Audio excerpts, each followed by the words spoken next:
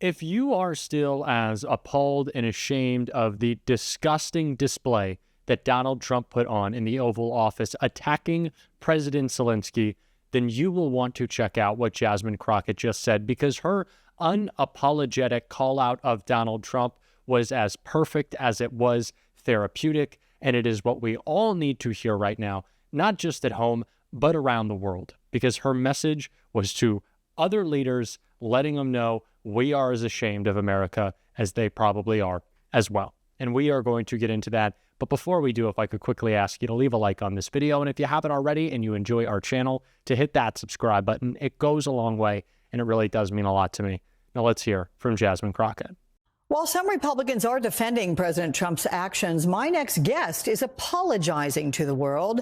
Jasmine Crockett is a Democratic congresswoman from Texas and sits on the House Oversight and Judiciary Committees. And I'm awfully glad to have you here because I read what you said, apologizing to the world.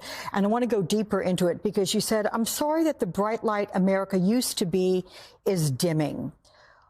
Why did that whole interaction seem to be so distant for you, for what the U.S. stands for?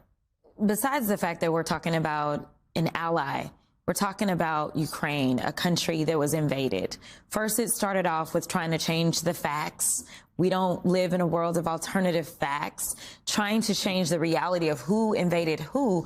After we kept saying that Trump was nothing but Putin's puppet, we kept saying that he was palling around with Putin. We've said it all kinds of ways. But this comes at the heels of the UN voting with Russia. This also then is an opportunity for Trump to show that, no, America knows who our friends are, and we're going to stand with those friends. And unfortunately, he decided that he wanted to talk about his clothes. Now, maybe this is because Trump never wanted to go serve his country. And right now, the only service that he's giving to us is driving our country apart. But I'm sorry, when you're at war, you're not worried about your outfit. That is what we call a privilege, number one. Number two, to say, oh, what can you afford? Well, if he was walking around in the fanciest suits, I'm sure that they would accuse him of taking our dollars and spending it on his wardrobe and being more concerned about that. Listen, this is a no-win situation when you're walking in with someone who has decided that he is going to align himself with a dictating thug. Okay, so to that end, we know before the exchange, what was supposed to happen was there was going to be the signing of this preliminary mineral deal, at least, right? Aiming to end the war, but without Trump committing to any security guarantees. I mean, you say that peace should not have a price tag, but there are some Republicans, as you know, and the president claiming that, oh, you know what, America is being taken advantage of here. Is there a middle ground we can get to? There's not a middle ground with this president.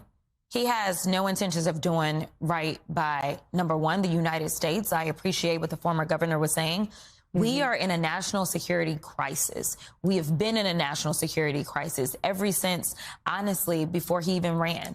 We know that he had our national secrets stored at Mar-a-Lago. People felt like that wasn't really a big deal. They wanted to compare it to what was going on with Joe Biden. We know that he was showing this to people that maybe weren't supposed to see our national security secrets. We know that he is consistently engaged in questionable deals as it relates to our emoluments clause when he was in the first go round. Next thing you know, his son-in-law was getting a lot of money from the Saudis as soon as they walked out. And so right now, and not to mention, he has decided that his DOJ will not prosecute cases that engage in any type of foreign nefariousness when it comes to getting money. So unfortunately, we have someone that is occupying the White House. And as far as I'm concerned, he is an enemy to the United States. He swore an oath just like the rest of us. But right now, when you are literally putting us at risk, all because of what?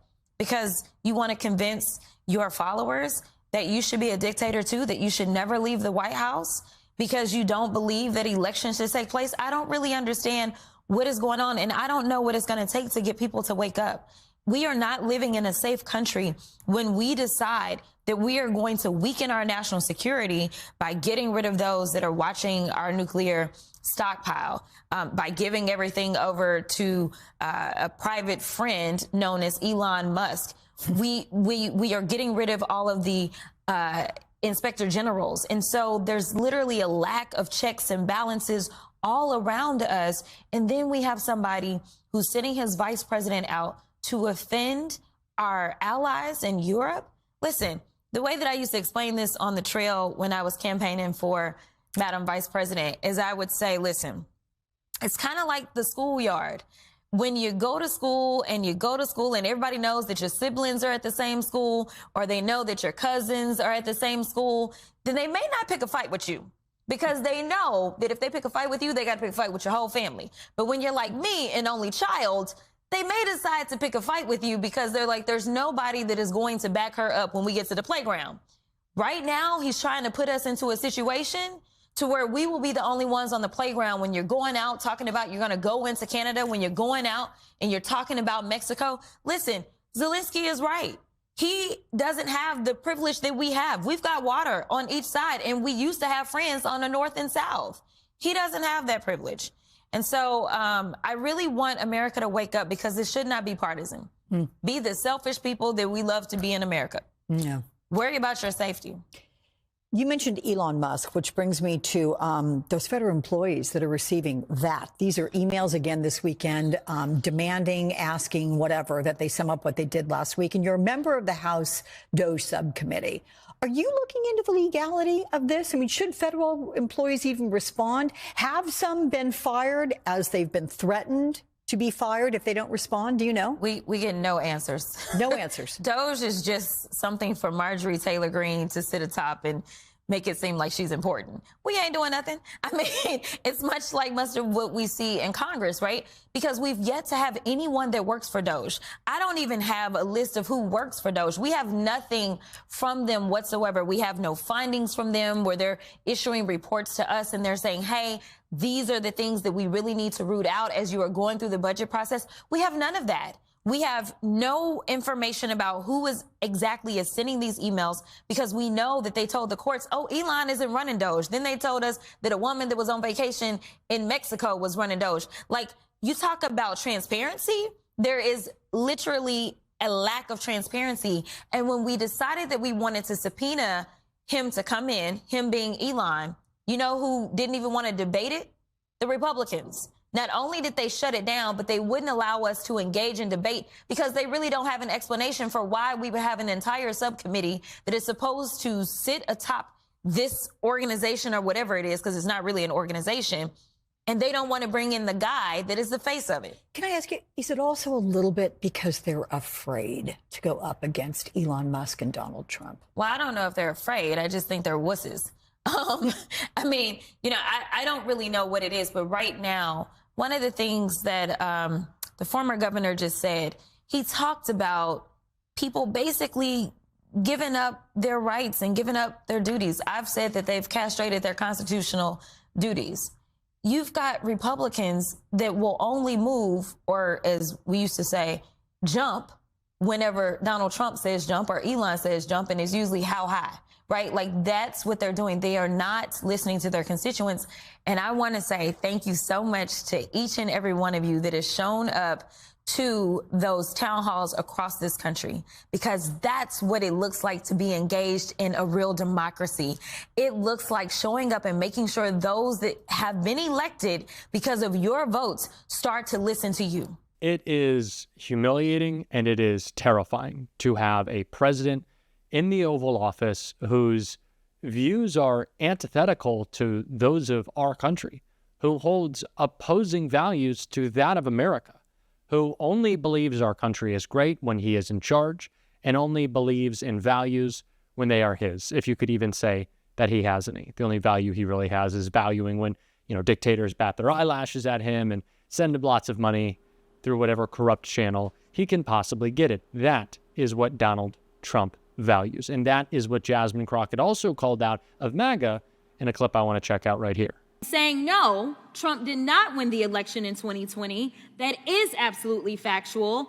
And unfortunately, because some people got all riled up because they believed the lies, they ended up getting locked up because they decided that they were going to believe the lies. They ended up at the Capitol on January 6th, and they were trying to tear this thing apart, because they felt like their country was falling apart in front of their eyes, because for whatever reason, there were people in power that were peddling a lie about the election. We also know, and some of y'all may still say it, say that COVID was a hoax. COVID wasn't a hoax. Tell that to the over 1 million people that died under Donald Trump's first watch. It wasn't a hoax. So no, I do believe that it was okay. In fact, I do believe that it was ethically right for social media to check people, because you had people that didn't know anything about science and decided that they were going to put out whatever lies or propaganda or conspiracy theories they wanted to, and people died. At some point in time, we have to evaluate what is factual. And I know that facts hurt y'all, and I just wish we could get on the same page, but we do know during the presidential election that the president would not go and participate in anything if fact-checking was going to be a part of it, because he didn't want to be fact-checked. We know that the vice president got upset in his vice presidential debate when he was fact-checked. It used to be a time in this country that we as members of Congress or elected officials thought that it was okay to just tell the truth. Instead, we're pushing conspiracy theories, and some of them are killing people. It's the same thing that we have coming out of Doge. It's the reason that people are dying. It's the reason that farmers are losing their farms, because we continue to peddle conspiracy theories. It is time for us to say, Mr. President, guess what? Russia invaded Ukraine. Can we at least agree on that one? Facts matter. Y'all, this is literally potentially putting us into an international crisis. We may be heading towards the next world war because we have a president that wants to pal around with Putin and wants to do everything to make him feel good, including lying about who invaded who. Mr. Chair, I got a minute left, but I really want to yield to any of my colleagues and ask them if they will say today, very basically, that when it came down to the war in Ukraine, that it was not Ukraine that invaded Russia, it was the other way around. Is there anybody in here that has enough courage to say that Russia invaded Ukraine? You can have my time. And this is yet the problem. There are times when silence is extremely loud, and that was one of them. MAGA doesn't care, or they're too afraid to, which I don't know which of those is worse. People who position themselves as leaders, afraid to stand up, to speak, to continue to espouse ideas that they had just weeks and months ago about what is true in this war, that Putin is who we should be opposing, not our ally in Ukraine. You feel like that would be easy, but it's not for them. So we got to call it out. We got to be like Jasmine Crockett, and we're going to try to on this show every single day. And if you want to support that, as always, you can hit that subscribe button. You can leave a like on this video. And if you stuck around to the end, you can drop a blue heart in the comments. And until next time, I'll see you soon.